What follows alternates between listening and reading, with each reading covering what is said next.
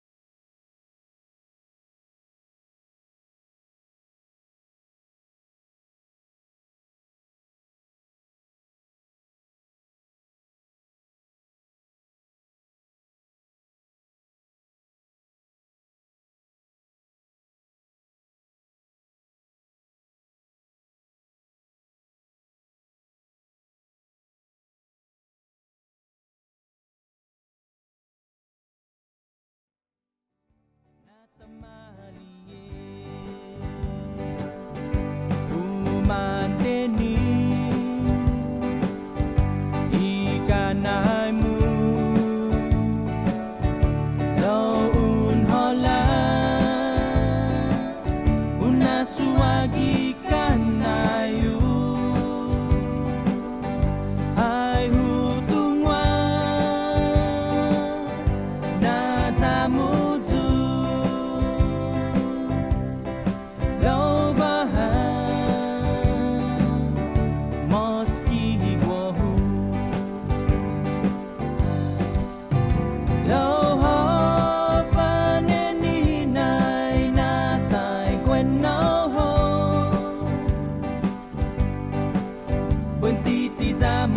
Estana atungomu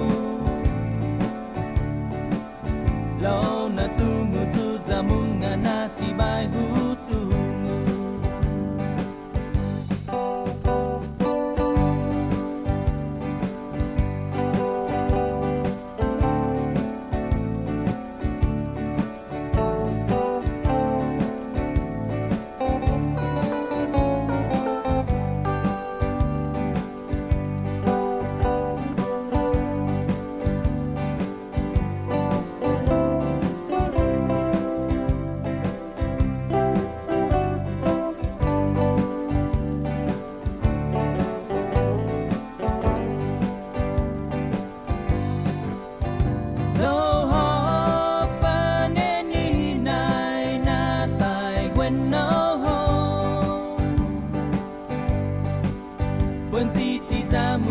Estana atungomu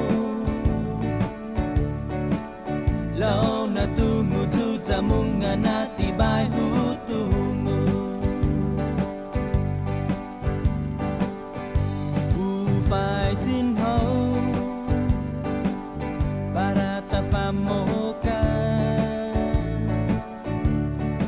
kitala lo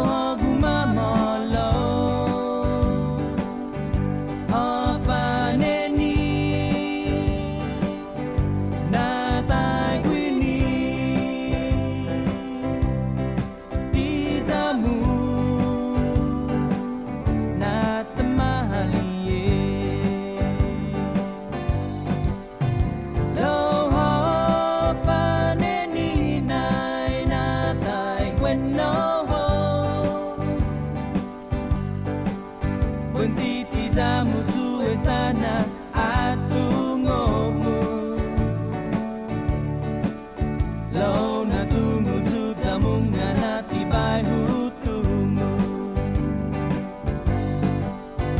lo ho faneni nai na tai wenno ho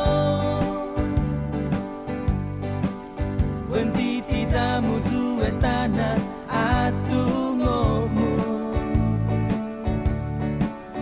lo na tungu tu zamunga na tibay hutungu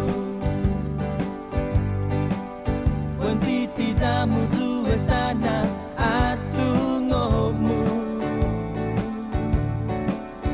lo na tungu tu zamunga na tibay hutungu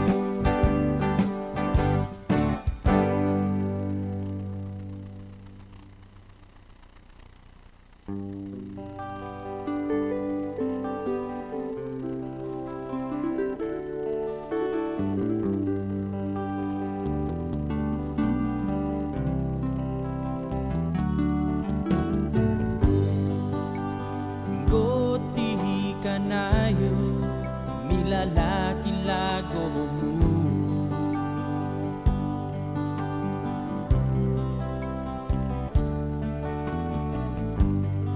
Tulantin tungo hafatay mano ang parang songa ni malago mo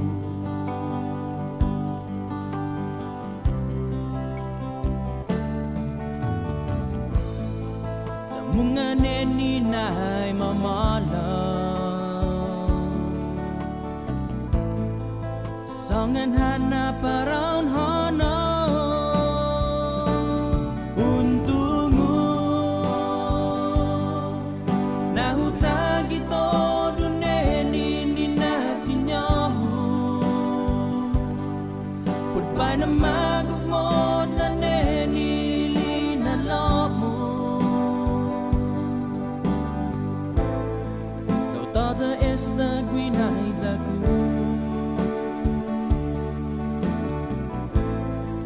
agugu mogoti corazonmu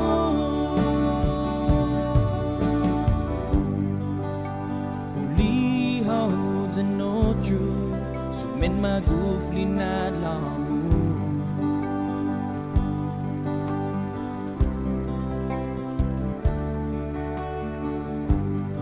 Samigwinahan na paggunriku no weno hamalago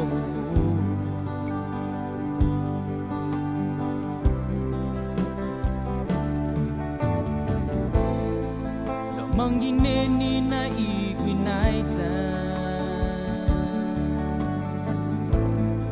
Dalaita eno tun considera untukmu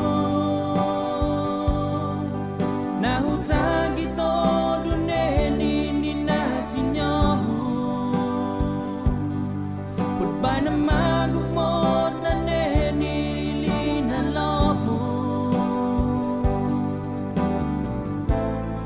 Lau tata esta gwinay jaku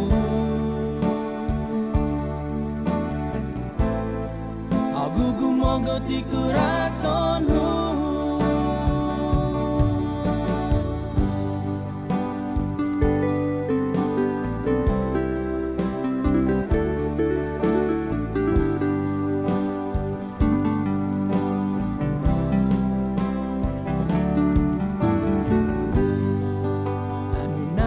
Tunay bago Tulan mon bago fili na lahu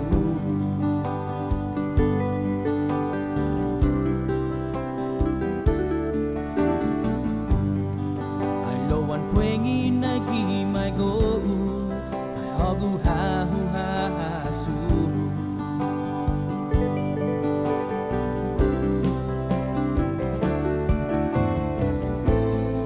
Na itu tatin corazonmu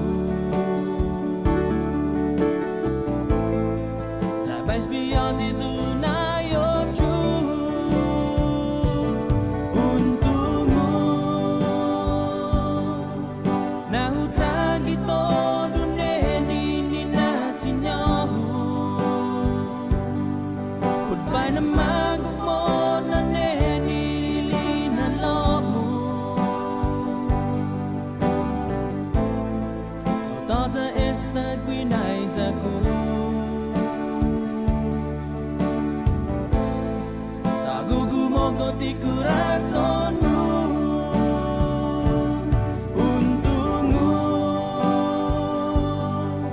Nahutang ito duneni na sinyahu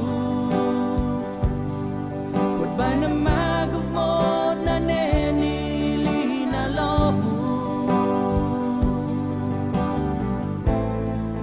Lumalingo na hitan sa mo Sama nyo datu na your truth Gwinay jaku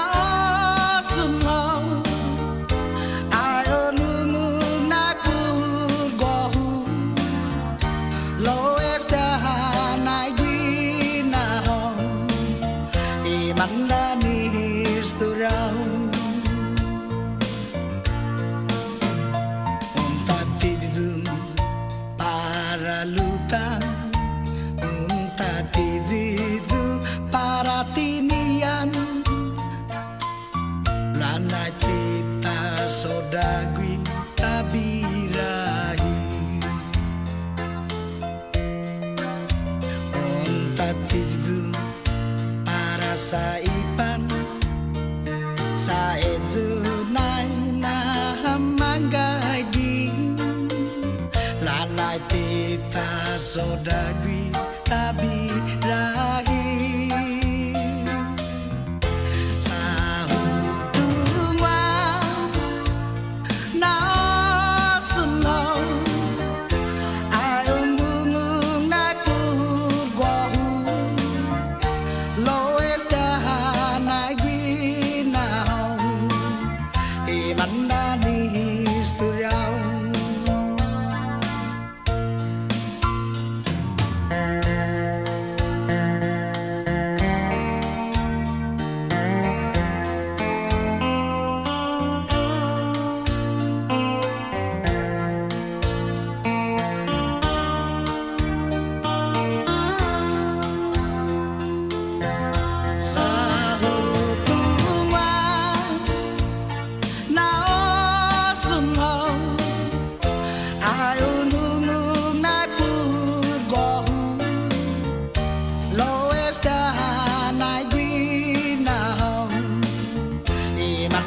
ni historiaw Tatijizu para lutang Taung tatijizu para tinian Zanai tita sodagwi tabirahi Sahutuma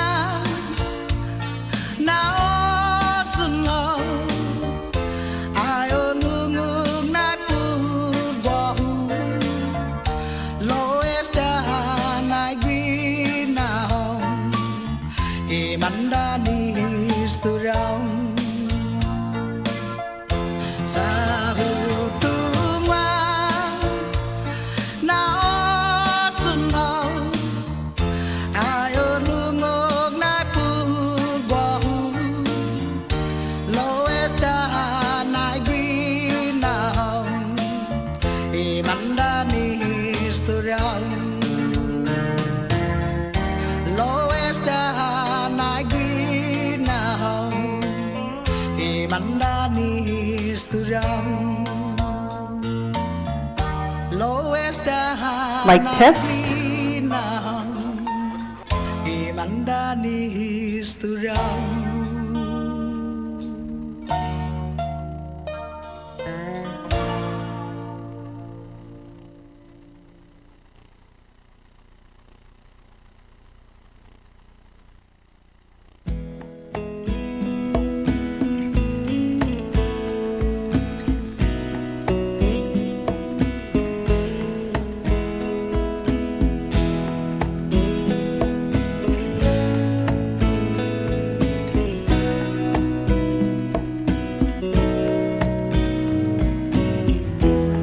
Sengaja fresco monglo Gisan lagu trongkong gogu Mamifila kontentose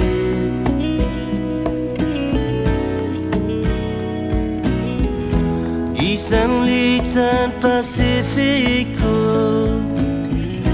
Gisan katan pesa sabedi Zan con todo los troniquera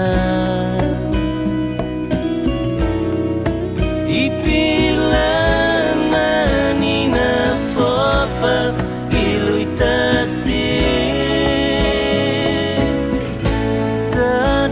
Zadodonggat ian iming iputiu Igual lofeng manina popa imatingan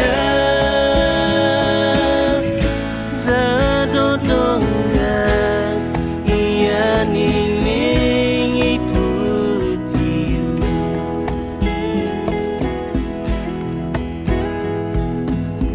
Zangin man flores tronco notbut Anamala kita nota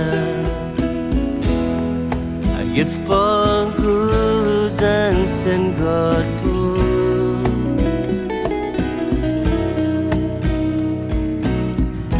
Ahasu itanu miju Sa senriku dan tranquilo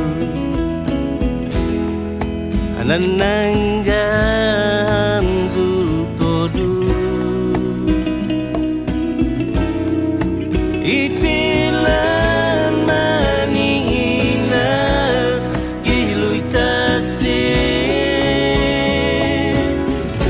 Zadodongat Iyan ining iputiu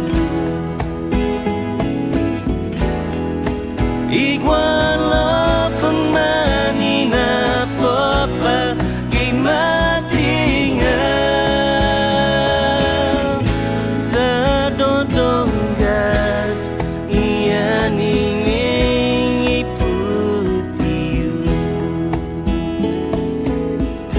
Zadodongat Iyan ining iputiu Zadodongat Iyan ining iputiu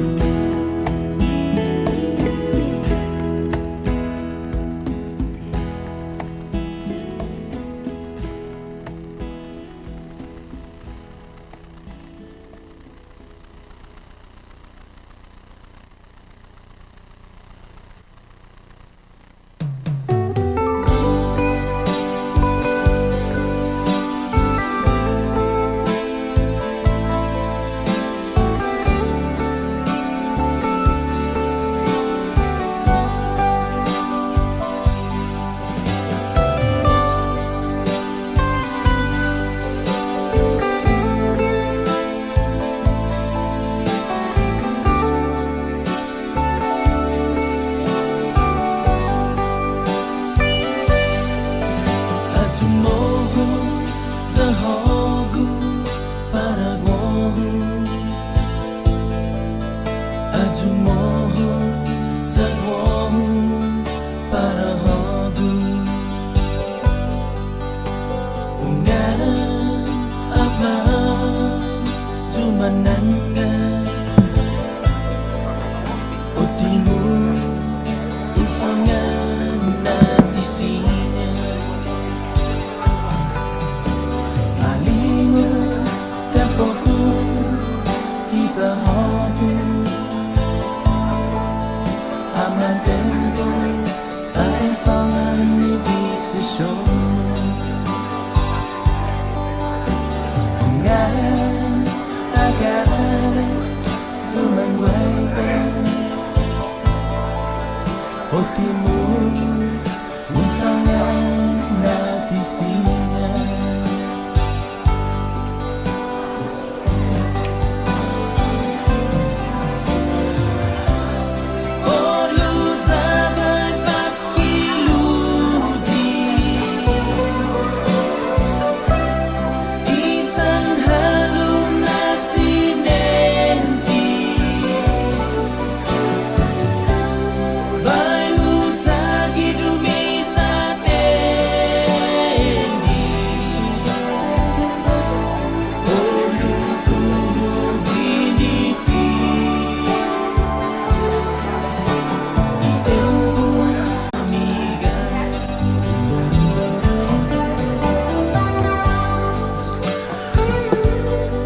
Lasor Muemue, buenos dias and good morning.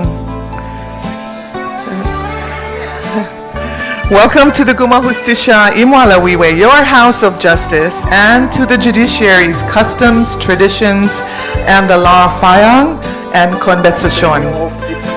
Today's unique conversation really started through an event from June of this year.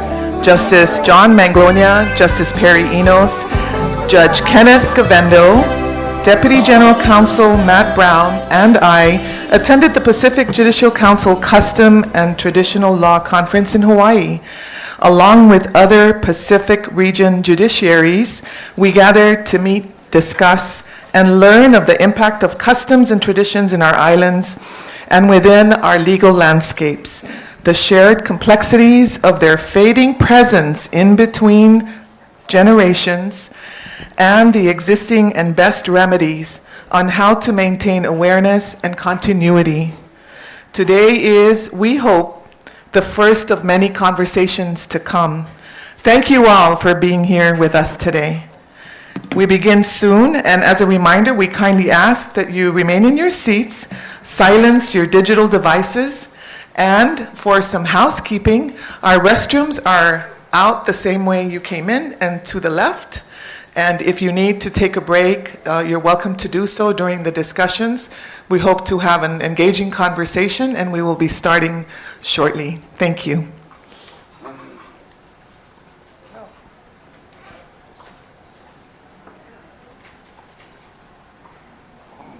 When we're going to start. Somebody do for a short story.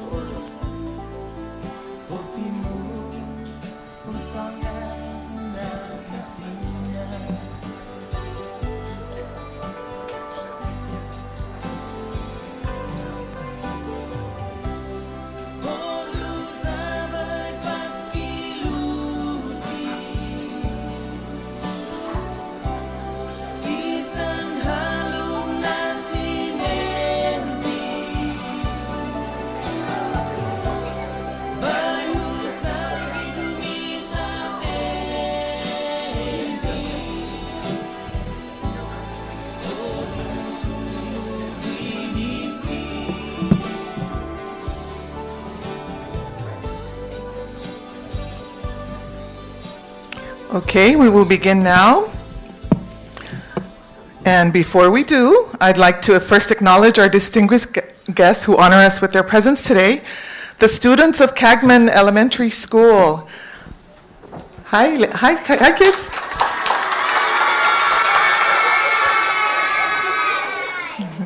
And their chaperones, Ina Bermudez, Ionusi Pomey, Tricia Mendiola, Fidelia Mafnas, Annabelle Tudela, Celestial de la Cruz, Nancy Mangidab, Lavena Babauta. Thank you for joining us today.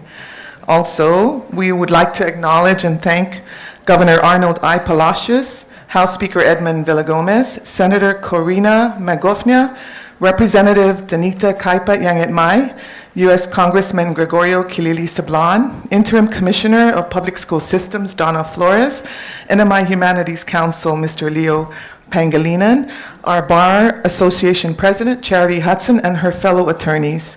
We also acknowledge from the U.S. District Court for the NMI, Chief Judge Ramona V. Manglonia, Magistrate Judge and Clerk of Court Heather Kennedy, as well as from our local NMI Supreme Court, Chief Justice Alexandro Castro, Justice John Manglonia, and Justice Perry Enos.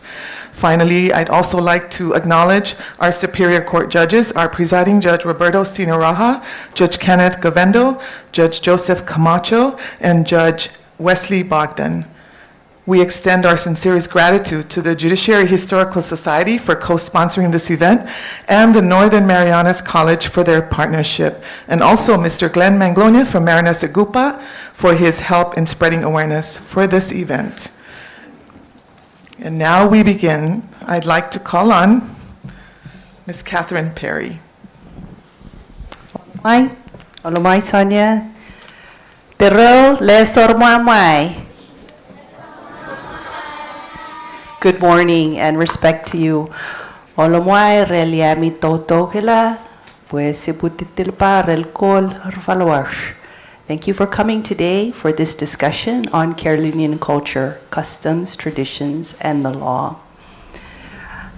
In your booklet, you will see the bios of this morning's panelists.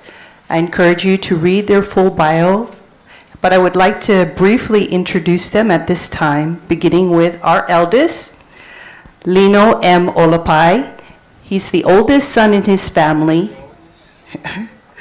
a graduate of the University of Guam, and he learned about his traditional Carolinian heritage while sailing Micronesia with his cousin and the late master navigator Mau Pialuk. He is a traditional navigator, a published author, cultural activist, historian, and if anybody knows him personally, much more than that. Good morning, Governor. Welcome. Also, our panelists, second oldest, Ramon Angailan Tabuteb. He worked for the CNMI public school system for 20 years, and he served in the Northern Marianas Commonwealth Legislature as an elected official for 17 years. He's also certified by the Superior Court as an expert in Refaluwasch culture related to land matters. We'd also like to welcome Manny Mangarero. He has his roots in the Caroline Island of Satawal, but has lived most of his life here in the Northern Marianas. He is a former Marine and a long-serving police officer. He has raised 10 children under the Carolinian tradition of Mwemwe, and he has adopted one under the tradition, under the Carolinian tradition of Fa'am, and has adopted one under the tradition of Mwemwe. And he will be speaking more to those customs later on in our chat today. Born on the island of Satawal, Cecilio Raikulpi, he has achieved the rank of Pairoro in the School of Traditional Navigation, which was founded by his matrilineal clan. The school is the School of Wariang. He shares his knowledge with many different nonprofits here in the Marianas, and he also has several businesses that he owns and operates throughout the Marianas. And our final panelist, Melvin L.O. Faisal. He is a two-term representative with the Northern Marianas Commonwealth Legislature. He was also appointed as Secretary of the Department of Community and Cultural Affairs. He has served as Executive Director of the Chamorro Carolinian Language Policy Commission, and he is certified by the Superior Court as an expert on Refaluwasch culture. Please welcome them.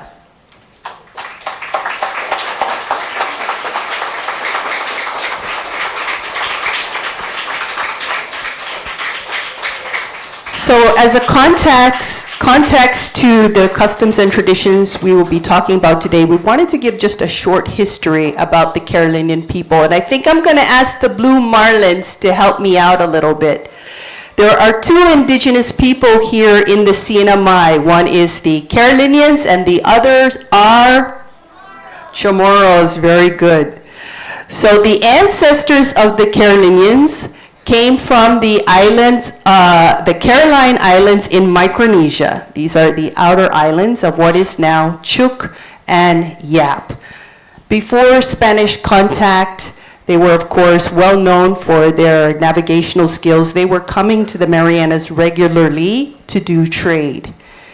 And then in the 1800s, there were a series of typhoons in the Caroline Islands. And so several chiefs requested permission from the Spanish government in Guam to settle in Saipan. One of those chiefs was celebrated with a special ceremony last month. Who is that Carolinian chief, one of the first to come to the Marianas? Blue Marlins? Chief? Aguru, very good. So sometime after that, the Chamorros that had been removed to Guam by the Spanish were allowed to come back to the Marianas, and the two people have lived here since. The Carolinian culture is matrilineal, and it is clan-based. So it is marked by close family ties, and we try to live in harmony with other people and with nature. So with that, we're going to start our presentation. Our first theme is probably the most important value in the Carolinian culture, and also Chamorro, the value of awawa, respect, or as they say in Chamorro, respetu. Respect will really encompass everything else we're going to talk today, so we want to spend a few minutes with this. Respect is about how you relate to other people, how you relate to possessions, even your personal possessions, how you relate to nature. And so to start us off with the theme of respect, I would like to ask Uncle Lino Uncle Lino, can you share with us the significance of Awawa Rela Kol Refaluwasch? You love to pick on me, I can't. My brain is really deteriorating. It is. Respect is the most important part of Caribbean culture. Aside from language, healing, dancing, music, history, and all of that. Respect. And it comes in many forms. Respect at home between mom and dad, your brother and sister. Respect outside the household. Young man, they talk about what is the best thing for them, you know. And if you listen when the young men, same age, same generation speak, and they have somebody that's higher in rank among them, then they use the person. Then you know the person. Then you need to know the clan, whether you and that person are related through that clan. And like Kat mentioned, it's a matrilineal thing. It comes down through mother bloodline. Forget about the Olopai. That's secondary. As a matter of fact, Olopai fade out within maybe third, fourth generation down. But the mother bloodline, whatever the clan that mom holds, we are a member of that clan. Wherever we are in the world, including those that you never meet, once you connect that and you're related through that same clan, it's a mother bloodline. So you are automatically related. He or she can come to the house and eat lunch or whatever, person you just met. And we do protect the mother bloodline. We die for them. Us guys, we call it Afagur. Alan, which is mother bloodline. Afagur, which is the male bloodline. That eventually fade out within 2 or 3 generations down the line. Anyway, those are the behavior you see among youth when they talk, and you have one among them that is with a higher rank, and then if you know the language, you can pick him out. Also, so many forms of respect. When we come back from fishing, we respect the ocean. Whatever we catch, the best catch we have, we give it back to the ocean. No, we say thank you, ocean, bringing us home safe. And you hang that fish, on the string, on a tree somewhere on the beach. Those are, and then Asoto. So many. Asoto is when you come to an area which it's kind of a sacred area. Then whatever we have, food, water, then we take a little and we say, Asoto, give it to the deceased or people that were there. God, you guys want to listen to an old voice?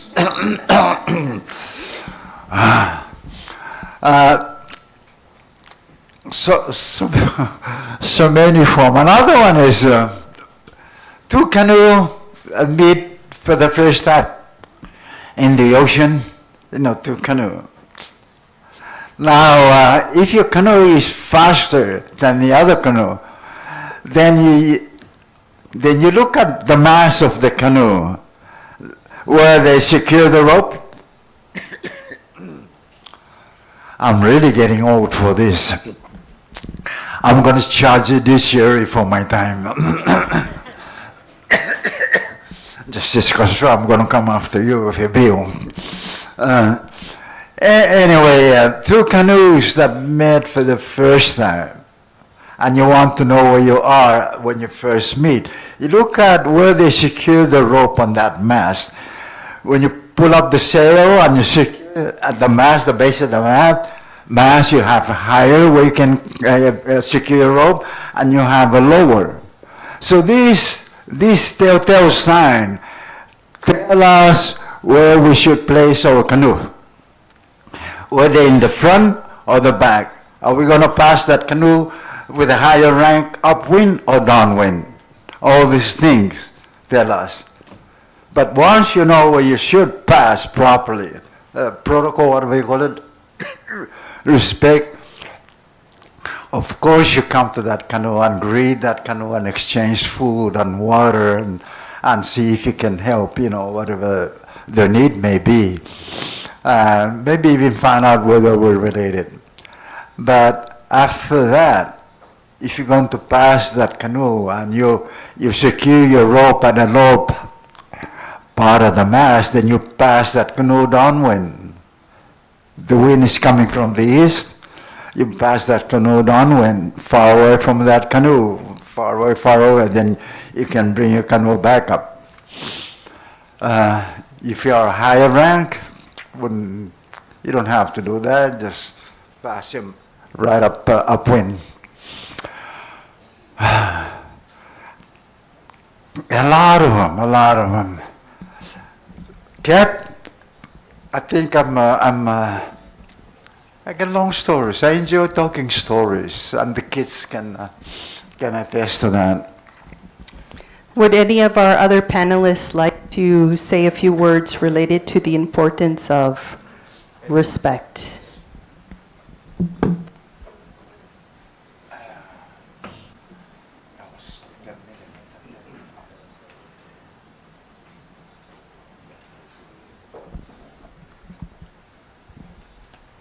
Morning.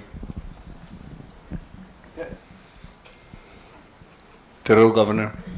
We are all related. Tero Saumar, ladies and gentlemen.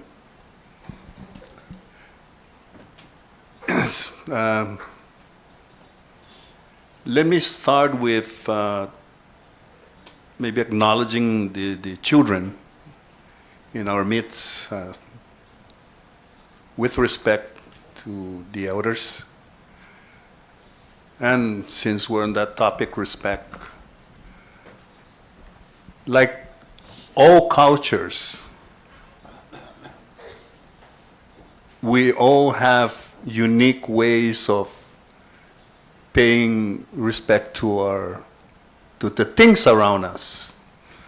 So for our children, whenever you wake up early in the morning, you're ready to go to school and prepare yourself. Sometimes you feel bad, maybe bad dream, but then you take care of your hygienes. You take care of yourself. I say that because it's in line with what I'm trying to convey, which will embrace also the adults.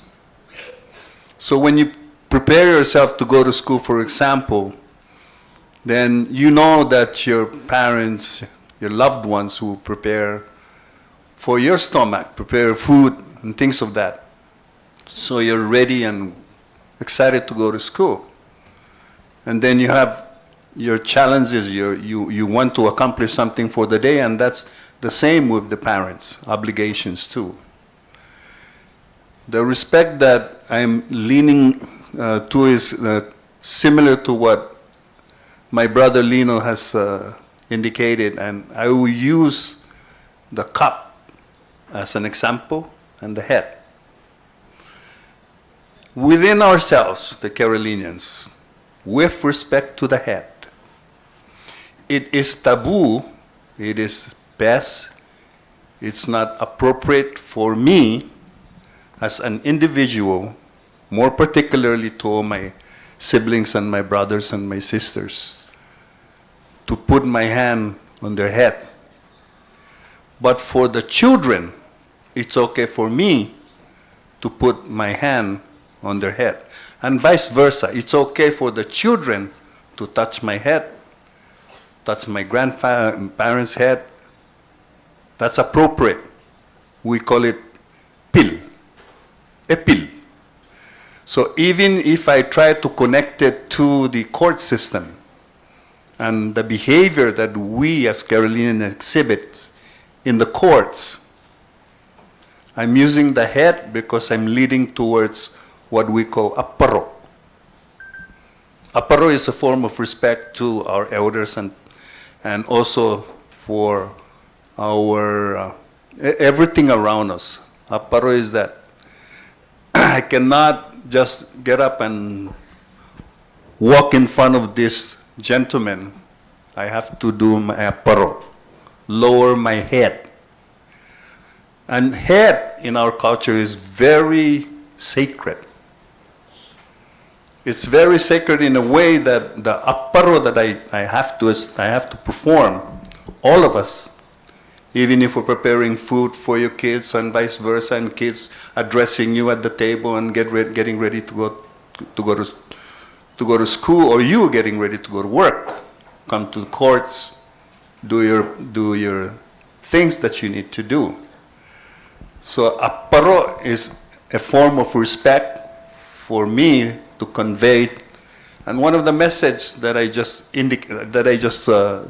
shared is, I have to acknowledge our chief of the land, and that's our honorable governor, and all the elders in this room.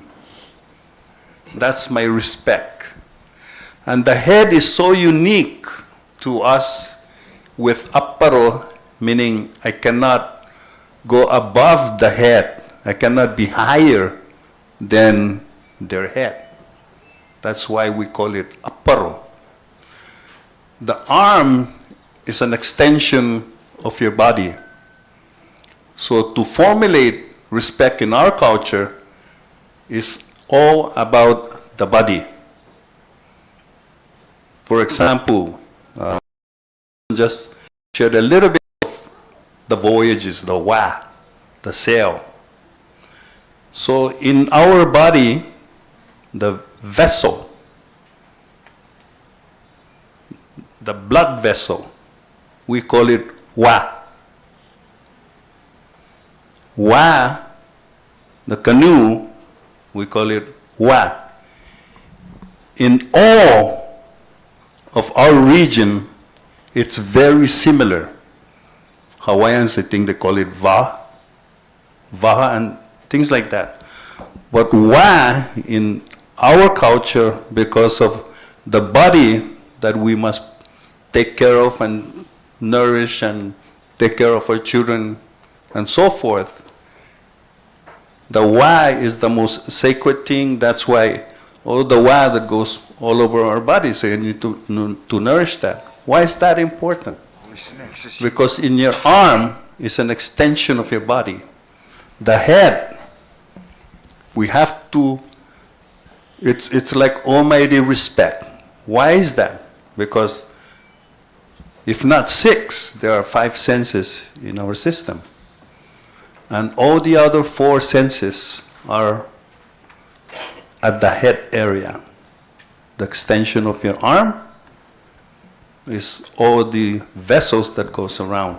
And so when we speak, or Lino explaining some of the many forms of respect for our culture, that's one example I can assist to. So, and I did indicate that I'll use the word, the cup. So I cannot use the cup that my sister is using, vice versa. I cannot touch possessions that she has, vice versa. That's respect. Thank you. Olamai, Uncle Ray. We have naturally transitioned into our second theme of family dynamics. And go ahead, Uncle Manny, and if you could also speak to the tradition of fa'am. Okay, my name is Manny Mangarero. Thank you very much, Your Honors, for giving us the opportunity to be able to come and talk to you and also the students. I would just like to elaborate a little bit on the upper portion of what Ray was talking about in regards to the courts. When I go to court and I am the client or the defendant, and I have a sister who I'm going up against in court, when they walk in, I have to stand up. The court doesn't allow that. And I'm just asking your indulgence that you will recognize this portion of our culture, that when the individual stands up, especially in the front, you know, the judges become intimidated and the bailiffs, they tell you, sit. We don't want to be disrespectful to the court, but culturally, I will stand up and give that respect to my sister. With that said, I am an individual who has no biological children, and in my culture, as a Carolinian man, and then my wife, we tend to adopt our children, our brothers and sisters' children, into our family.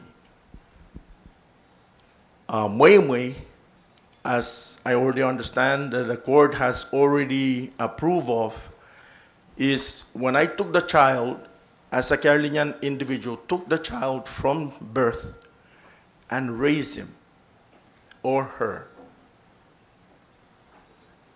If during the time that I'm raising this child, I don't give him back or give her back to the parents to where they will take him for another month or two, and comes back again, if the child stays with me all that time, and I have already spoken to the parents that I would like to keep him or her, I will, and that would be, to me, a mui.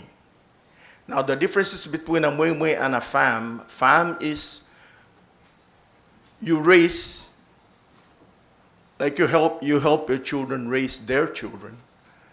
They come and they go. But with the mui, when I take the child in, that child belongs to me culturally.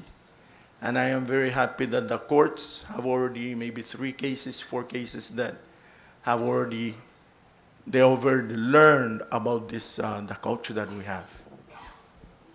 With that, thank you very much. Melvin, would you also like to speak to that tradition, or Uncle Cecilio? Maybe also, would a child adopted through mui have all the rights of a biological child, and how does that differ from a child that you help raise under fa'am?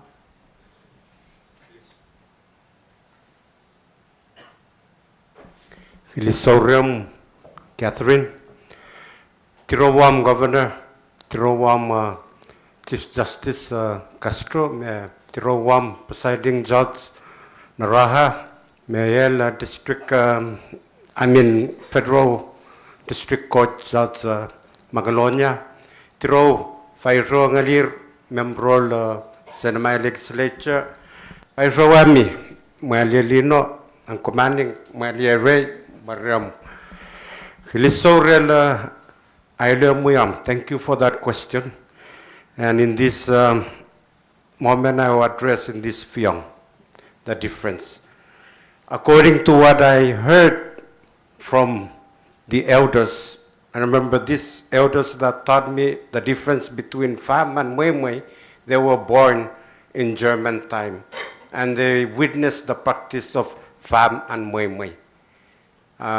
Most, I pay respect to her, Nana Nyareng Ignoyev, Nana Lisopi Lanizo, Nana Ana Pua Lanizo. These are some of the elders that have shared, as well as Tatawewe Garto. Mui is when two parents come into a mutual understanding that I, as a parent, will give away my child to the receiver, the other parents, and that becomes a mui when even all the members of the community knows that that child was given up under that particular tradition, mui.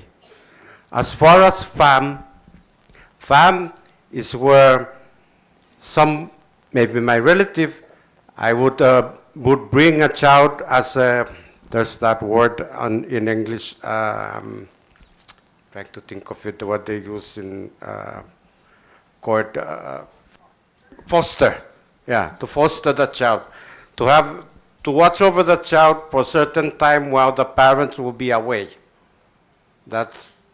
And you do not have the full responsibility as the receiver that you would treat that child as your own, but you can share resources to that child.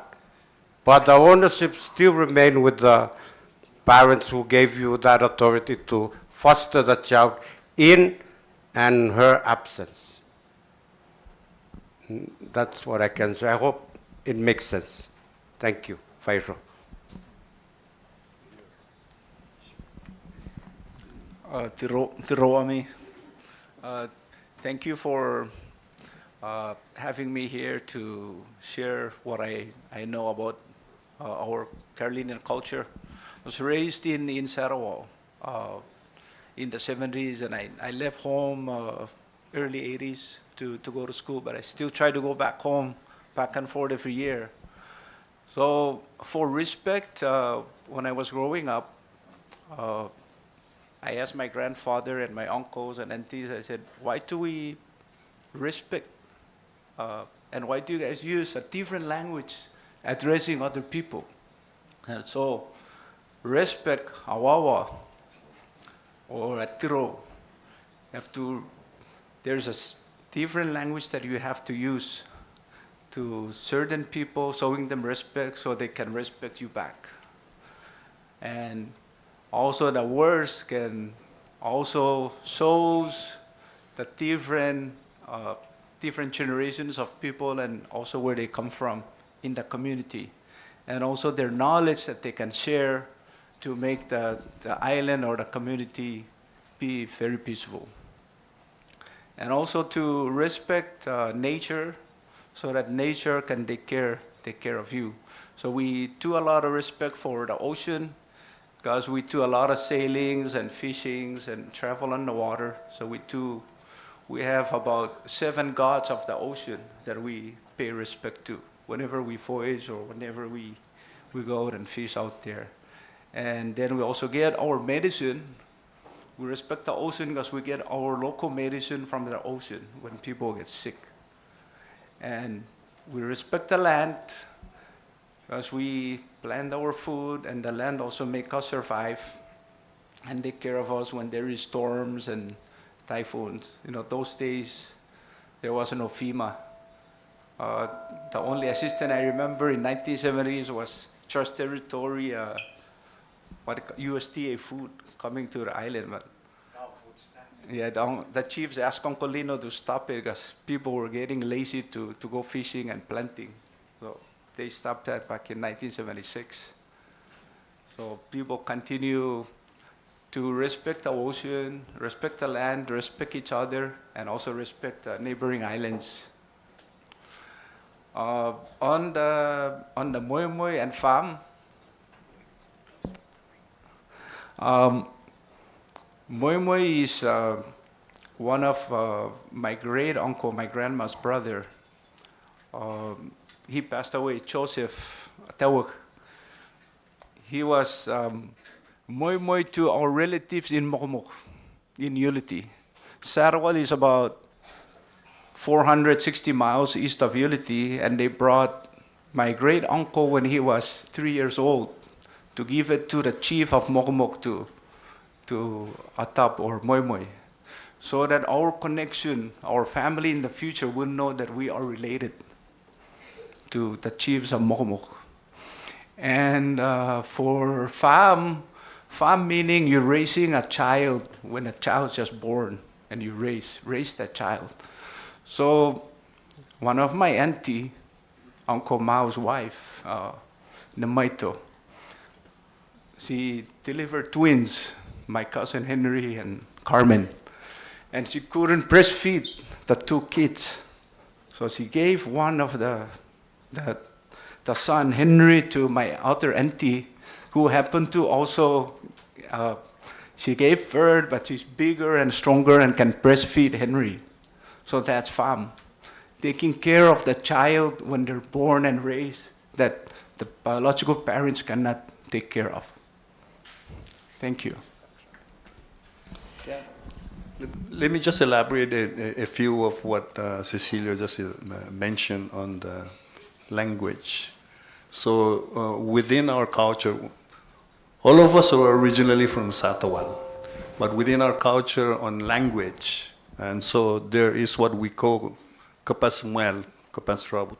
So there's language that we cannot use to others when we have men talk. We have language to use men-women talk, and men-children talk, and vice versa. There are certain languages that we cannot use with women and vice versa. So the languages are also in a form of respect by utilizing just simple words. And then it also reflective of the clan. So our tribe is what is defined now by European as Carolinian. Our tribe is really Refaluwasch, meaning the people from the outer island. The clans define us with their respective clans. Thank you. Thank you, Uncle Ray. I'm going to ask this question and give you a moment to think about it. If we could speak about the role of, for example, the oldest daughter in the family or the oldest son, and also related to that, the discipline. Who is, if there is some form of discipline to be given in the family, how is that done? But I do want to let everybody know that we will be taking questions at the end of today's presentation. So can somebody speak to the role of the individual family members as far as their responsibilities, as maybe also related to the discipline and the, shall we say, possessions of the family? And we might transition into land at this point, but the role of the family members. How you turn this on? I think it's on. Well, so many ways to address that. And in a particular household, of course, we have mom and dad, and then you have a favorite child in that particular house. We have people that do that. They do the discipline. Sometimes we call our healers in the community, and they come and they advise and consult the family that have a problem with the children. We do, not necessarily from that household, but respectable people, person, a lady in our community. They are part of that group that they come and consult the family and advise the child. We do discipline the children. I'm one of those that my butt turned blue and bruised and all over, and I gotta listen, otherwise I'm gonna get a whacking on the butt. Those are some to simplify things. When our elders speak, you know, we shut our mouth and listen more than anything. And those are the simple discipline that are disappearing today. It's been taken over by laws that are introduced to the island. The mom and dad responsibility towards the children are taken away from them. Division of youth services. Take good care of the children. They forgot the parents that are part of that. To bring that child up, parents must be part of the whole thing. Why is it only children are protected? It's not balanced. Something is wrong. How do we deal with this? I've been howling and shouting and go to court and testify on this and that. I sue my own government and I sue businesses, and I went to the Ninth Circuit Court of Appeal all by myself. This is, you know, when they were building Hyatt, they give all sacred land to the business community. Anyway, the Ninth Circuit Court of Appeal ruled in favor of economic development that benefit everyone. But a remark that he made that indigenous people, the sacred ground, must be respected. So I am Lino Olopa, still kicking. Thank you. Thank you, Uncle Lino. And we will talk to Len more in the next section, but I do want to ask if somebody can speak to the role of the, for example, oldest daughter. You guys know better than me. Thank you. And if we could speak into the mic, I think the people in the back, wave if you can hear us. Wave if you can't hear us. Okay. Tiro, so in our culture, the responsibility for our family goes to the telab of the clan. The telab is the oldest son of the oldest woman in the family. And the oldest son takes the voice of the family, all the other intellectual property like traditional medicine, healing, and navigation, all that knowledge, it to the oldest woman and the woman of the clan. They take care of that. And the land. Yeah. So the men protect the woman, and they carry that title telab to the council of the chiefs and the island, but the knowledge belongs to the woman of that clan, not the men. Kat, if I may elaborate a little bit specific to the definitions of for us, the word men and women. So the word men for us is muel. The word women for us is shabut. And so when we dissect the word shabut or armas, shabut, basically when we say shabut, that's the definition of the role of the women.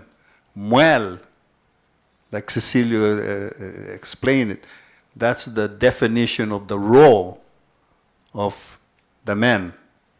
Shabut basically is the one who brings the family together. Shra. Shra means a group of. Shabut, a group of people, a group of the family. So it's defined by the words that we spell, that we use in terms of passing on the knowledge. For example, celebration. We celebrate in many ways: death, marriage, birthdays, and that's because that's what shapes us. And so when we celebrate, for example, when there's death, there's a certain time and role for each man, women, and elders to now pass on the knowledge in a very special way to the children. That's why I mentioned earlier about the head. Thank you. Can you elaborate on that time a little bit? Passing on of, you said at the time of death, what traditionally happens at that time? I'll use the word ho. Ho is a time where, similar to what's going on right now, we're expressing our knowledge, we're conveying our knowledge to you. So when there's death in the family, the men's responsibility and the boys' responsibility have their own each have their own responsibility. So the women would take care of now the shabut, the family, so they would gather all the children, and by the definition of shabut and the role, that's what they will convey, so that it passes on, the knowledge is passed on, just like Cecilia has indicated. In navigation, for example, the knowledge now becomes for the men, but the knowledge belongs, it's actually the women who has the knowledge of navigation, not the men, because of the word. Thank you. You want to say something? Seriously, because it's a matrilineal system, knowledge, whatever it may be, medicine, healing, language, it passes on down to the female. not to personally own it and do whatever she pleased with it. That's not true. She's a keeper as a female, because that's where the clan goes. Anything that the clan owns, it goes in that bloodline. And it's been, gosh, very, very interesting.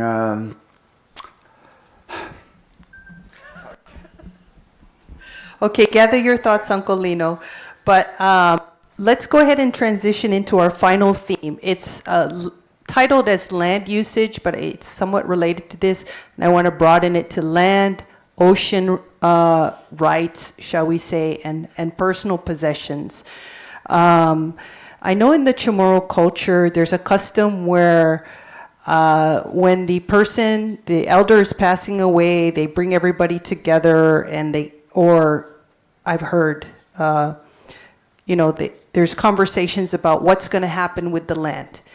Is there anything like that in the Refaluwasch culture, or what is the understanding, or does it need to be explicitly stated what will happen with land? How do we know related to, for example, the American sense of quote unquote, who owns the land? Maybe that's a good question to start with. Does anybody or in traditional Carolinian culture own the land? What is the understanding of land? In our tradition, the things that I can say I own, it's a property that came from my dad. I cannot own a property that came from my mom. That's a clan property, and it's a community property. I cannot sell that. If there's going to be a portion of that need to be divided or sell, then the entire children need to agree to that. My father, property that I got from dad, I can do whatever I want with that. I hope that kind of bring a light to the way that system works. And it's very clear. What is the proper way to, or who has the authority to make decisions on the use of the land under the clan? How is that decided? When we get together to discuss our property, us guys, we're very gung-ho. But the final decision made from the female. Okay, we could speak all we want on how the land is going to be divided. Now the female will say yes or no, simple as that. They have that power. That's a matrilineal system. Does anybody want to add to that? I'm very sorry to say that although we have this culture where the female is in control, when the court system comes up and greed comes into play, now there is no longer this respect of the female, the oldest female in the family holds on to the properties, because now they say we have to divide everything up equally. And now it's the system of the courts or our constitution that all five of us will be given a partial or a portion of the land, same sizes. And it brings, it tears the family apart. I'm a victim of this. I've been going through the court system for the past 11 years because of this. But I'm very sorry to say that there is no longer this, the sense of pride that we as a family owned it. Now we have to divide it because somebody wants to sell it. Thank you.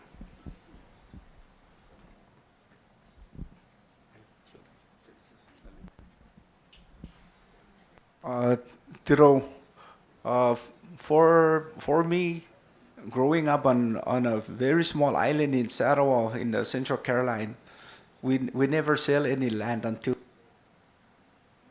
been sold.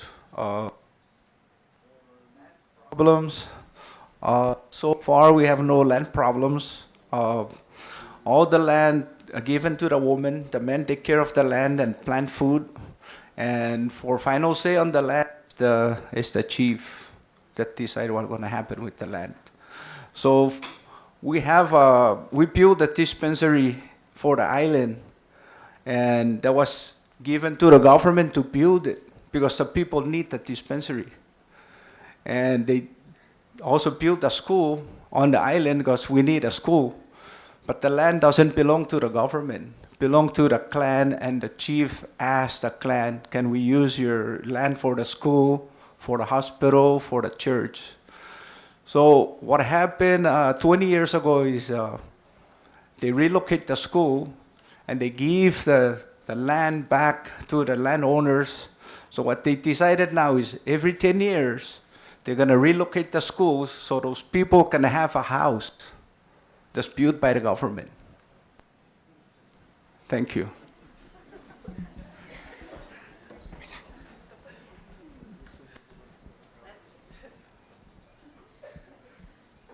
That's creative thinking. Did you want to add something? Thank you. Well, I could only surmise that the ladies or women are the matrilineal clan.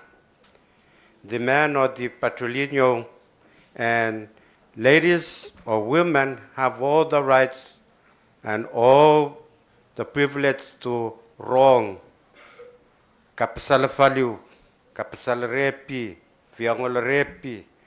Man, their role is mostly farming and fishing and sailing.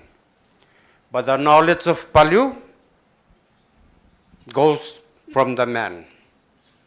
And the holder of that knowledge is the woman. And that's what I know. Well, getting back to keep skipping the traditional art of healing. I had an encounter regarding the practice of traditional art of healing, whereas I was called to attend to an individual who had that we call Umayal at the hospital. Umayal. It's a redness of skin, Yeah. especially on the leg. Skin redness. Very painful. And it's a rash, it's a skin rash. However, I asked the person calling me to inquire with the hospital if it's okay for me to go there and practice our traditional art of healing. The individual called back and asked me, are you practicing a Micronesian tenets on traditional art of healing? I said, why? This is a Northern Marianas descent Carolinian traditional art of healing. And they told me that that particular section under Public Law 3-30 was repealed by Public Law 15-107. So you cannot practice your traditional art of healing. And I started to say, okay, then I'll wait until that individual comes out from the hospital, then you can come and see me. But I cannot comprehend why did the 15th legislature pass such legislation that diminishes the Northern Marianas descent traditional art of healing, in spite that it's listed in Article 1 of our NMI Constitution, if I'm not wrong. So I'm just sharing that. Maybe that's something else that the community should be looking into, and maybe our legislatures here could work out with the executive branch in looking into it, passing a measurement that would protect our Northern Marianas descent traditional art of healing. Thank you. Melvin, you also mentioned a few things. You were saying that the role of the women is rang and kapasalafalyo. Wrong. Wrong. Knowledge. Okay. Sacred knowledge. Receiving the knowledge to pass down to the next generation. And Yes. you also said kapasalafalyo, talking about the land. Land. What is that exactly? It's about land, properties, how the land will be utilized. That rests with the woman role, because they're the clan holder. Thank you. Uncle Cecilio, I think I've heard you mention before also that there are different permissions given for different uses of the land. Can you speak to that a little bit? Whether it be for planting or what, how are these, from your perspective, can you share on these permissions? Okay, so first of all, all the land that belongs to everyone, there is a name of the property. Even a taro patch, there is a name of the taro patch in our language.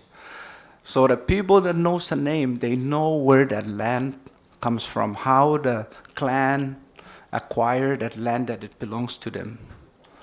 Yeah, so I think, for example, here, let's say Oleai.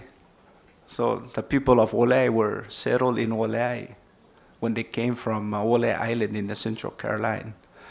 We have a lot of land that are they're designated for our relatives from different islands. So when they come, they're our clan members, but they live on different. When they come to our place, they are authorized to go and harvest food, banana, coconut, breadfruit, for their provisions to make on their voyages. So that's one way of using the land. So nobody touch it because it's reserved. So when our clan member comes, they have a place to go and get their provisions. You know, back home we don't have any restaurant or warehouse full of food. So that's where they get the provisions. And other lands are reserved for local medicine. Some lands are reserved for planting breadfruit, for building canoes, and building canoe houses and homes. So many uses of the land, and the people that knows are the women, the elder women, and the older men in the family. And earlier, Uncle Lino mentioned about Afagur. Afagur is the son of the men. So the sons of the men coming to the land of their aunties, they come there and they take care of all the work. They're the one in charge of all the work in their father's clan properties. Yeah, thank you. Thank you. Are there specific words to describe what these uses of the lands? For example, if somebody wants to farm on a part of the family land, is there a particular word for that?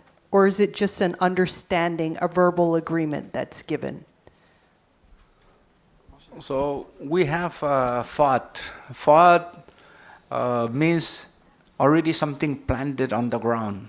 Fought means planting. So fought is given to the children of the man when he get married and he has children. They give the fought so they can plant the food for his children. But that land doesn't belong to him or to his children. That land later on will come back to his clan. And another one is called a fang. Fang is you give a lemai tree. So one tree they designate. They said, okay, this tree is for raise children. And if the clan have only one lemai tree, they might say, okay, so this branch is for Ray, and this other branch is for Melvin. So you go there and you only pick from your side. It's lemai, a coconut, or a taro patch, a mango tree. So it's shared to make sure that the children of the men have food to survive on, because their children, Tafagur, is coming back to the woman, the sister, to take care of the land. So it's like a give and take, you know. Yeah. And then if the lemma is chopped down to be built for a canoe, when the canoe go fishing, the canoe comes back, they get a share of the catch. So they said, why are we getting a share? But the canoe isn't ours. Oh, because the tree, one side of the branch was ours. So we get a share. So if there is land... It's not written yet. Hopefully you will put it in writing. So if there is land, for example, where there's some breadfruit growing, there are rules then as to who can go and just take the breadfruit there without necessarily asking anybody, correct? So we have a culture, it's called Malamay. So the first harvest of all the fruit, it goes to the clan that we believe that clan is the one calling the spirit to make plenty fruit. So we bring all the lemma, first harvest, bring to that clan, and of course the clan, they split the breadfruit to everybody on the island. Make sure everybody have a share. And then after the second batch of harvest, whichever branch is yours, you only harvest from that branch. And everybody would know, oh, your side has only one breadfruit, my side got 5, so you should be carrying only one home.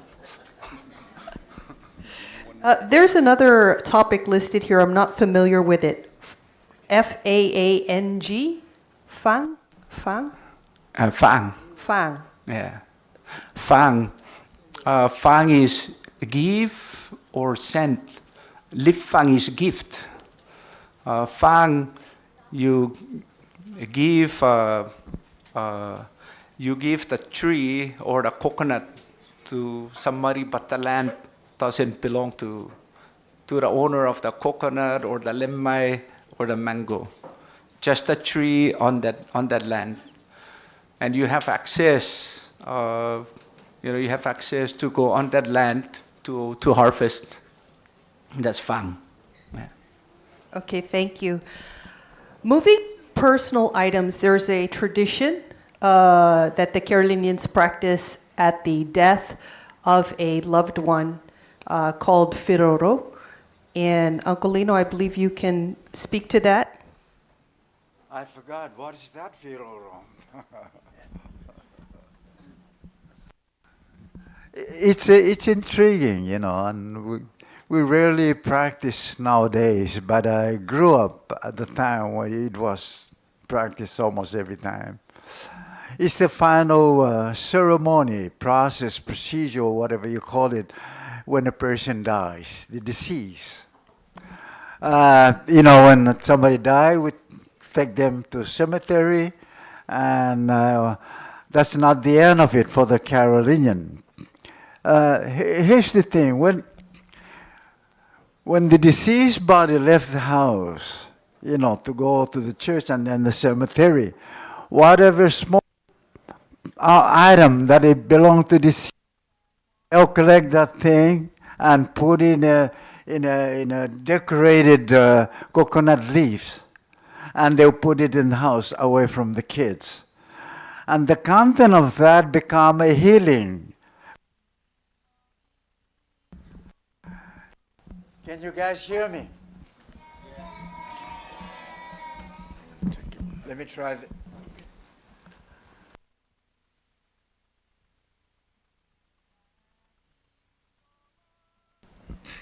This one okay, Ken? Yeah, there we go. Where was I? The Firoro is the final ceremony to bring the deceased to ceremony. When the body is removed from the house, any small thing belonging to the deceased is kept in what we call tuhumali, is decorated coconut fiber with a coconut leaf, nice, and you put that in the house. And that become a healing item. When you leave the house, you still have that feeling that your dear one is still alive. And you say, I'll be back, like person is still alive. After work, you come back, say, hello, I'm still here. It for us, to go through that period, that tukumayal that we have, whatever it may be, maybe fingernail, or maybe a whisker, or beer nut, or something, that the disease. Those are the one you put in the what we call the tukumayal, that coconut fiber that we decorated with yellow leaf. And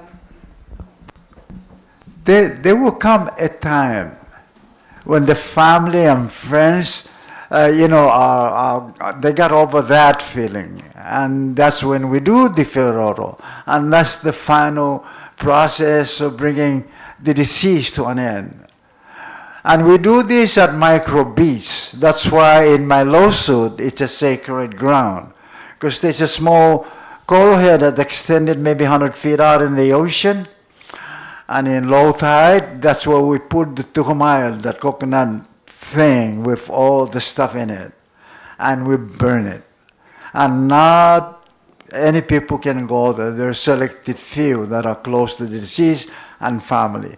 And ring, whatever shiny earring, you must remove those. And you burn it on the coral head during 0 minus tide.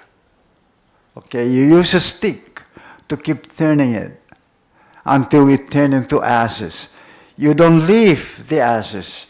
You wait until the high tide comes and actually wash everything away. In the meantime, there'll be people all over Micro Beach on the beach waiting for that ceremony to finish so we can eat.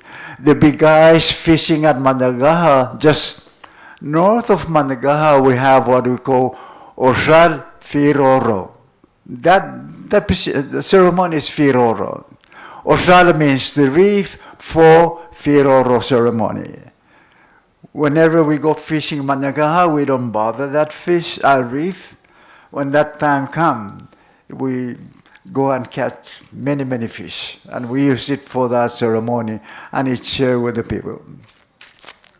Anyway, that's a short information about Firoro at Pialolang. That's why Pialolang is a sacred ground. Thank you, Uncle Lino. I apologize. I must take off,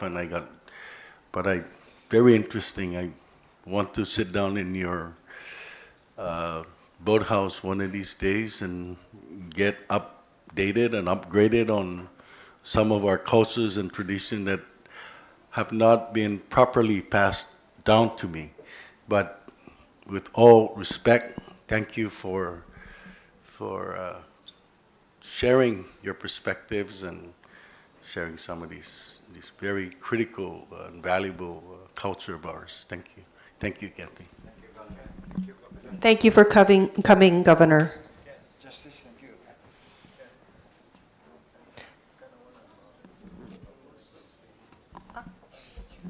Pass it over to right. Thank you, Ken. But since we're on Firoro, and what Lino has explained, and the sacred grounds that we try to maintain in Managawa and Micro Beach. So the governor and I, when we were in the legislature, also introduced a resolution, and so there is a designated place for our Firoro that exists now, and also through the support of the other members of the legislatures. It's somewhere down south.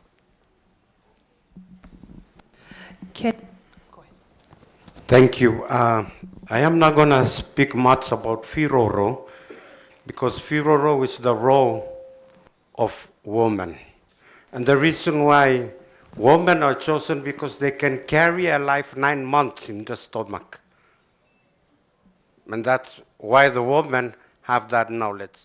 So I will not speak much about Firoro, but I think it is an important critical part of our culture that we should also look into. However, we should also focus on other matter dealing with the role of women on land. No, because the court recognized also that there is what we call telap or trustee that designate the woman the power to hold the land for the benefit of all the heirs of that particular owner of the land. And that's what I was assuming we'll be focusing more on. You can elaborate. I think I've shared. So I will allow the other panelists also to share what they have on that. Thank you. Thank you, Mel. And again, this is just, would anybody like to add to that?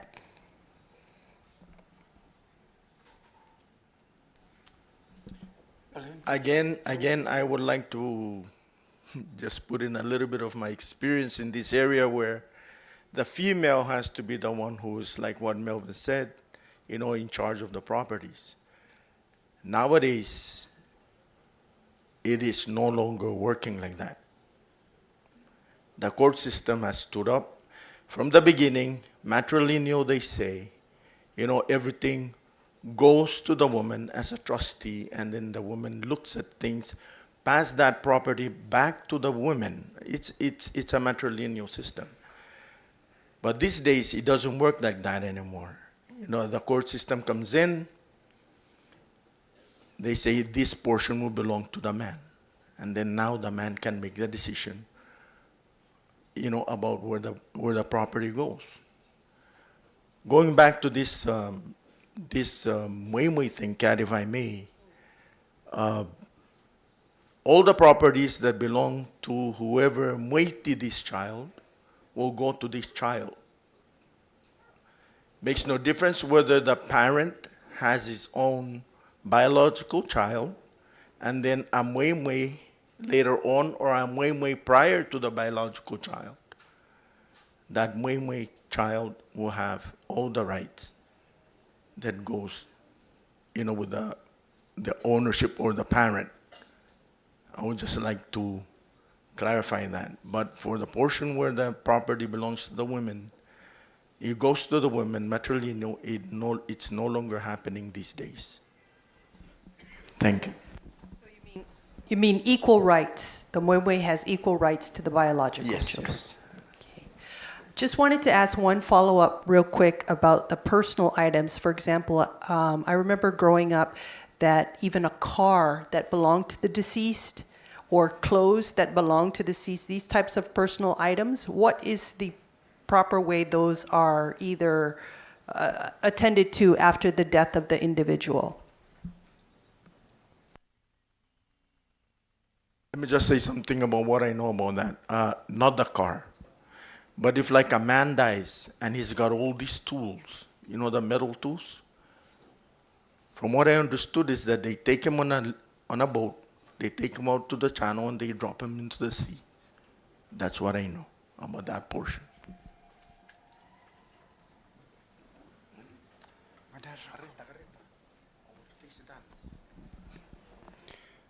Honestly, I've never encountered that question regarding vehicle. However, personal wear, such as clothing, is what the Firoro is all about. And other objects that can be placed for the children, it's always left for the children. But their personal wear, their clothing, whatever they put on their body, that is the one that goes to the Firoro. Jewelry. Jewelry, I don't think so, because you cannot burn a jewelry unless it's a shell. So there's a selective materials or personal things that will be put into that particular process of Firoro. And as I said, that's ladies' role.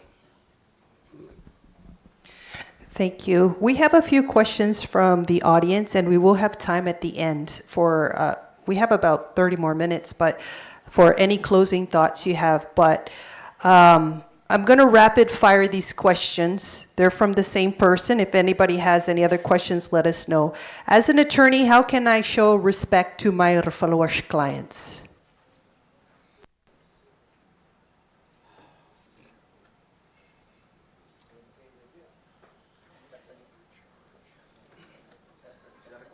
Yes. If you are an American, or if you are, yeah, let's say you're an American coming onto the island, and you're new at this, the same way we respect each other in the States, it's the same thing.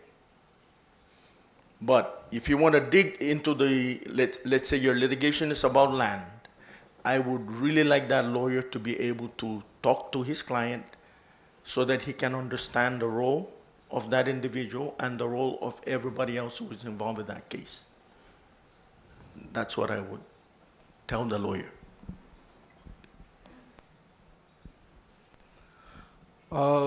For me, there is Carolinian protocols to talk to the people. So if they're your client, ask them the proper Carolinian protocol to follow. So for me, if back home, if I'm going to use our protocol in the Central Caroline, so I got to tell my lawyer to talk to my telab. Telab is the head of my clan, and accept the communication from the head of our clan and the woman from our clan, and then we can sit down and discuss further matter. Yeah, it's got to go through the traditional protocol. That's what I would do. Thank you.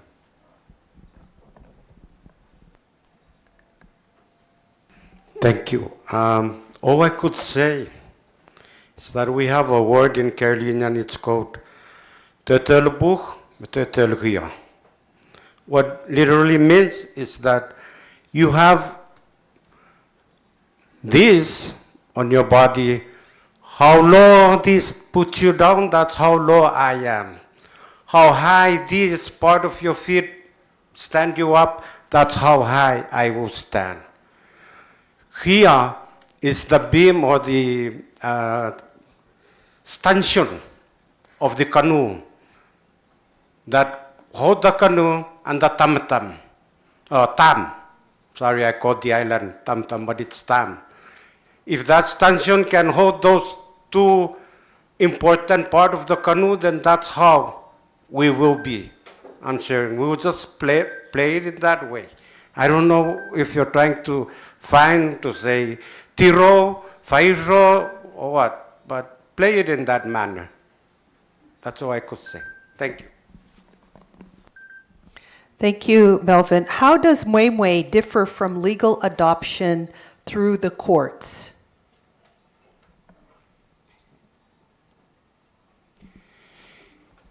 Muemue is an established understanding between the giver and the receiver.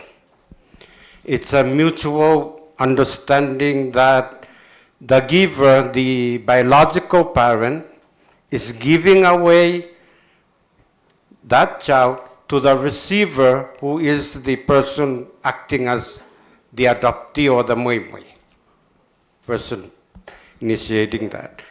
And under the love and any other care, it will be provided. In the legal court, I think it goes through certain procedure that it will be announced on the media, and then it will go through hearing at the court. But with the Muemue, it's just between the receiver and the giver, the biological parent and the receiving parents. But the public or the family, everybody in the community are given aware of that understanding between the two.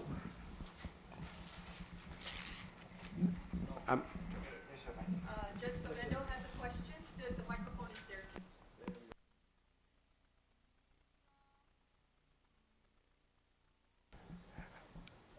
I'd like to go into that a little bit more about what we were just talking about. If in a Moimoi, if the biological parents agree that they're giving the child to the other parents, okay, in the traditional adoption case, that would be called consent by the natural parents. So they're equal. So one of the things that you have in a regular adoption, under regular adoption law, which we instituted in 1983 here, the adopted child inherits equally with the other children, with the natural born children. So if there's no dispute in the Moimoi, it's the same. It's the same. But I wanted to go into what Manny was talking about before with the breakdown of land things going on. What started that, Manny? I'll answer it for you. War claims, and then the first $1 million 40-year lease by the Japanese. And in Satawal, if somebody pays $1 million for some land, you'll have the same problems we have. Guaranteed. Guaranteed. Because greed jumps out and comes all over, and greed crosses every culture that has ever been anywhere. Thank you, Judge. Do you have a question? Well, my question was in the Moimoi, have there been disputes? I know there's the famous Supreme Court case called Rofag, in which Mr. Olapai was an expert witness on one side, and Dr. Kaipot, who is deceased, was an expert witness on the other side. But have there been disputes since that case about whether it's really a Moimoi or something else? And if there are disputes, how are they resolved? Do they go to court, or is it resolved in the Carolinian community? That's my question. Thank you. Thank you very much, Judge, for that question. And I am a product of what you just asked. Like I said, we've been in court for the past 10 years. It's going on 11 years. The first couple of years, we established the Muimui part because I'm a product of Muimui. My dad took me in when I was a child. So the courts, I would say after the Rufak case comes the Malatio, and then my case. And in this case, it's a male who did the Muimui. It's not a female, because my dad is never married. So I would say that we're the most recent one that I know of. Thank you. Thank you, Uncle Manny. Oh, go ahead. I just want to say that your case really proves that famous writer who came here and write about the Carolinian culture, sport. So your case showed that even an individual, a father who was single, did practice the Moimoi, compared to Spore, who wrote that you have to even they would change your last name.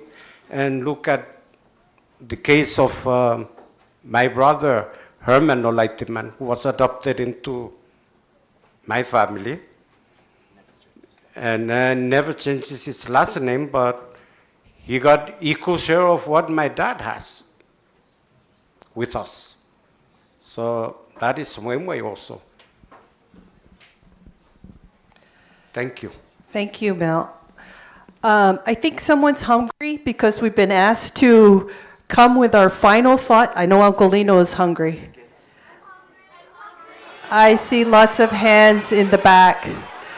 So there may be more questions I want to ask that maybe we meet with the panelists after the discussion. I would like to give them final words in case there's anything else important that they would like to share. I would also like for somebody just to speak briefly about how we do restorative justice, how we traditionally make amends when a wrong has been done. So final thoughts? I think it's critical, and we all know that we must know who we are. But how can that be when we don't know who we are, our language alone, culture, ceremony associated with that, handicraft, music, dances? It's going to be hard for a person to be proud when you don't have a firm understanding of those. Can those be part of our school curriculum and give a PhD to those candidates? Maybe that's something that the NMI government can sponsor. I do believe that if we have our parents alive, they will be the one who will be in charge of everything. But then when it comes down to my generation, my cousins and I have gone through different schools. We come with different intellects, and even my smaller ones, my younger ones, whom they're supposed to give me respect, now they put themselves on the top and they say, this is how things are going to be. So it's going to be very tough for us to be able to work out a problem amongst ourselves, especially when there's greed involved. And that I'm very happy that there's a court system now that we can take our problems to and have somebody decide this for all. You mentioned about how to amend or how to resolve. Well, on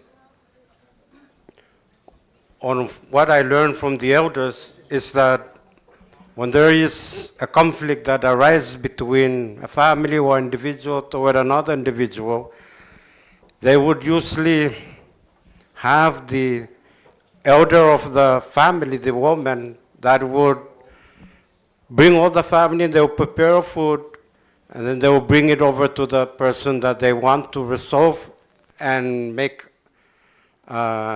resolution or understanding to resolve the issue. But nowadays, such is not practiced anymore because of the influence of internet.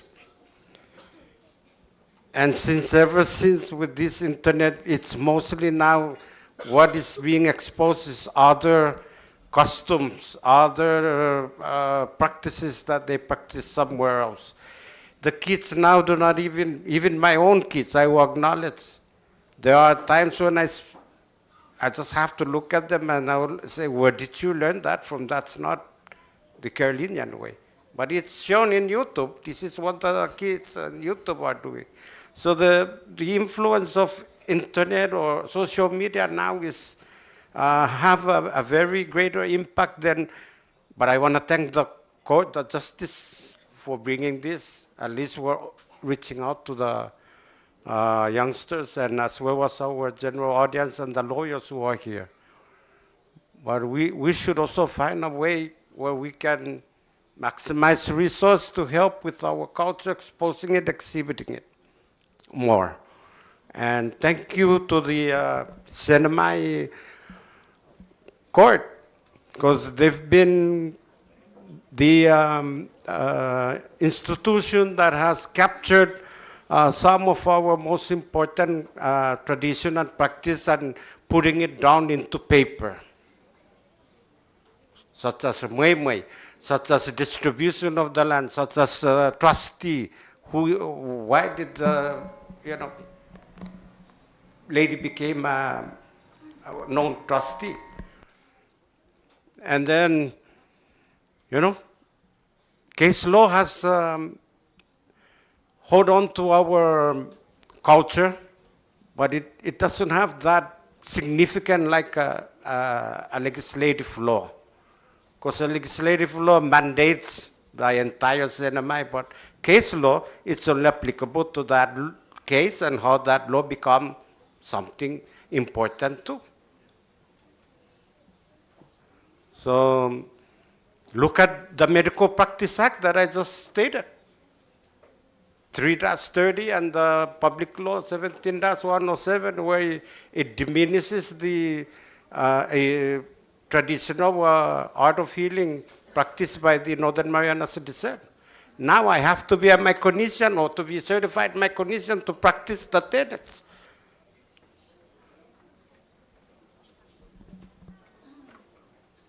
And then I brought up, what about Public Law 11-40? They said, oh, it says in here that you can only use the medicinal trees, shrubs, and it doesn't have to do with the really the tenets, the affair. Affair is the traditional art of the tenets, where you recite something on that, but you can use trees, shrub, whatever to bring in and apply it on the patient, but you cannot say the affair. I hope I'm making sense. So, thank you. The closing. Kat, I think if I understand you correctly, I think you're asking for a conflict resolution. And I'll generalize it. I think I'll sum it up with one word, and that one word is really communication. Communication and communication, and make sure that at least our generations, next generations, I think the native tribe, American native tribe, used the word the 7th generation. And so every time we communicate or convey your feelings and beliefs to our children, that the respect is there. And make sure that even to the question of how do I, as a lawyer, what was that? How do I respect the client? And to make sure that, we also understand that we are all unique creatures. We all have unique cultures. Each individual have your own unique beliefs, loves, desires. And we're, melting pot? We're all unique in our own ways. And so I'll make myself available as a resource on the Carolinian component, or with the team today, for example. So I'll make myself available to anyone interested. I'm not getting young, and no choice.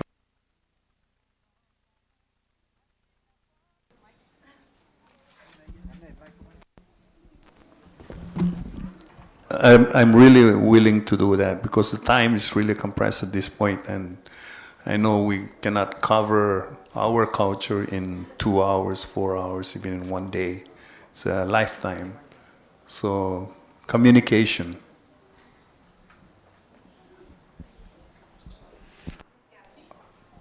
Oh, I want to share with the students that when I was growing up in the islands, our parents, our uncles and aunties, they always tell us that when we do bad, it's the whole clan get in trouble.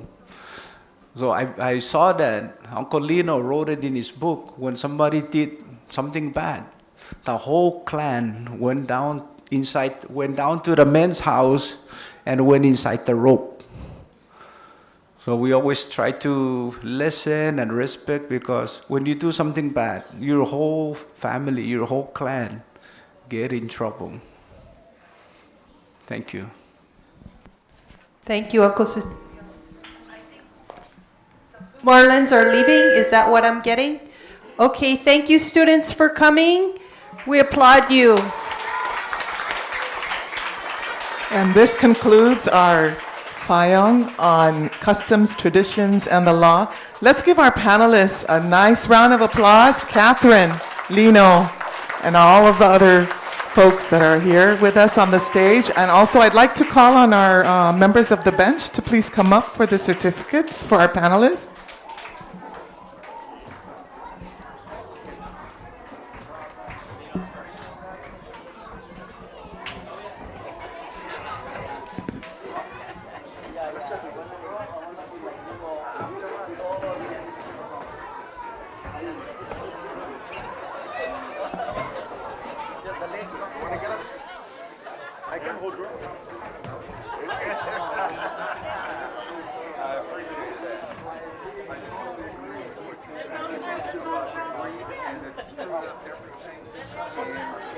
Our first panelist, Lino Olapai.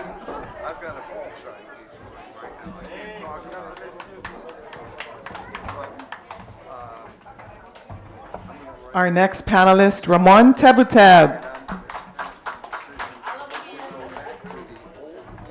Melvin Faisal. Manuel Mangarero. Cecilia Waikulupi. And our moderator, Catherine Perry. If we can just please look forward so we can take a photo.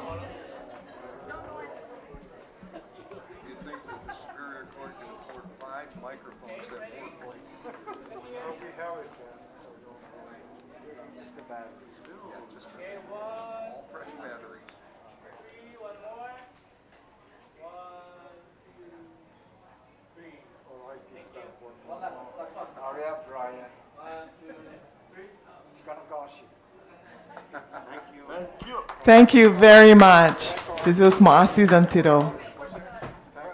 Thank you, everybody. Some of our panelists will stay back to answer any questions you may have. And we'll see you this afternoon at 12 for our Chamorro Conversation.